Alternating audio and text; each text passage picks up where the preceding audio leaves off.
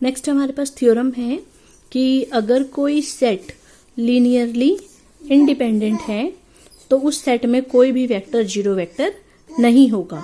None of the vector of S is a zero vector. अगर vector space में अगर कोई भी सेट लीनियरली इंडिपेंडेंट है तो उसका कोई भी वेक्टर जीरो वेक्टर नहीं होगा। यह हमें प्रूफ करके दिखाना है, तो हम इसके प्रूफ में उल्टा मान लेते हैं कि मान लो कोई वेक्टर है से वी आर जो कि एस में से है और जो कि क्या है एक जीरो वेक्टर। वो वी आर मतलब कि V1 भी हो सकता है, V2 भी हो सकता है, बीच में से भी कोई हो सकता है, Vn भी हो सकता है। इसलिए हमने लिख दिया कि R कहाँ से कहाँ तक रन कर रहा है, 1 से लेके n तक। इसके बाद देखो हम ऐसे लिख सकते हैं, वी आर हमने लिया S में से जो कि जीरो वेक्टर मान लिया। इसके बाद हमने लिखा है लेट ए, हमने कोई भी F में से नॉन जीरो एलिमेंट लिया। ए F में नॉन जीरो जरूर होगा। इसकी क्या गारंटी है? क्योंकि किसी भी फील्ड में कम से कम दो एलिमेंट जरूर होते हैं, एक जीरो और एक उसके अलावा कुछ भी। तो वो हमने ले लिया, जीरो के अलावा कुछ भी जो वेक्टर है वो हमने F में से ले लिया। देन अब हम निकाल के देखते हैं 0 into V1 plus 0 into V2 up to 0 into VR minus 1 plus A into VR, ए ये वाला plus 0 VR plus 1 plus 0 VN क्या आएगा? ये तो सारा जीरो है, ये भी सारा जीरो है, बचा क्या? A into VR। लेकिन VR भी क्या था? जीरो। तो ये A इंटू जीरो क्या हो गया? जीरो। इसका मतलब V1 से लेकर Vn तक का लीनियर कॉम्बिनेशन क्या आ गया? Zero. So this implies linear combination of V1 to Vn is zero but all scalars are not zero. कौन सा स्केलर है जो कि हमें पता है कि जीरो नहीं है? A। वो हमने शुरू में ही कह दिया था कि A जीरो नहीं है। इट मीन्स कि लीनियर कॉम्बिनेशन तो जीरो है, V1 से लेके Vn तक का लीनियर कॉम्बिनेशन तो जीरो है, लेकिन सारे स्केलर्स जीरो नहीं है क्योंकि एक स्केलर हमें कंफर्म्ड A ऐसा पता है जो जीरो नहीं है।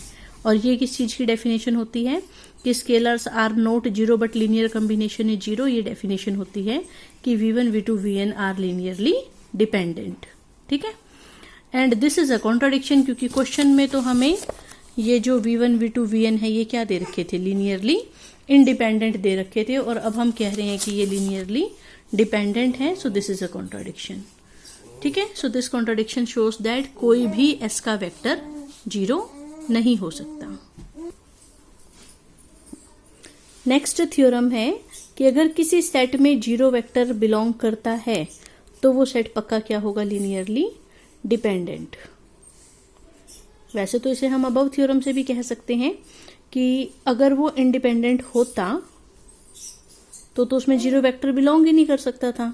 इट मीन्स अगर उस सेट में जीरो वेक्टर बिलोंग कर रहा है तो वो पक्का क्या होगा? लीनियरली डिपेंडेंट होगा, क्योंकि अगर लीनियरली इंडिपेंडेंट होता तो उसमें जीरो वेक्टर बिलोंग ही नहीं कर सकता था, लेकिन इसमें तो जीरो वेक्टर बिलोंग कर रहा है। So this set must be linearly dependent.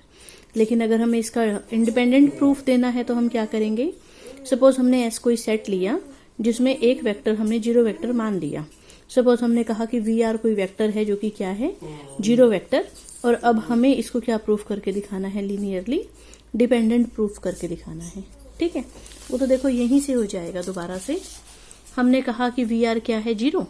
A F में से नॉन जीरो एलिमेंट लिया, फिर हमने इनका लीनियर कॉम्बिनेशन निकाला जो कि ए वी आर के बराबर आया। वी आर हमारा जीरो था तो ये ए इंटू जीरो जीरो हो गया। It means linear combination is zero, लेकिन सारे स्केलर्स जीरो नहीं है। सो V1 V2 Vn is linearly dependent. बस यहीं तक का प्रूफ हो जाएगा, यहाँ से लेके यहाँ तक का प्रूफ हो जाएगा कि अगर V1 से लेकर Vn तक में से एक भी वेक्टर जीरो वेक्टर है तो वो सारे वेक्टर्स का सेट क्या बन जाएगा? लीनियरली डिपेंडेंट बन जाएगा। बस यहाँ तक का प्रूफ हो जाएगा कि अगर एक भी वेक्टर जीरो हो तो V1 से Vn तक का सेट क्या बनेगा? Linearly dependent.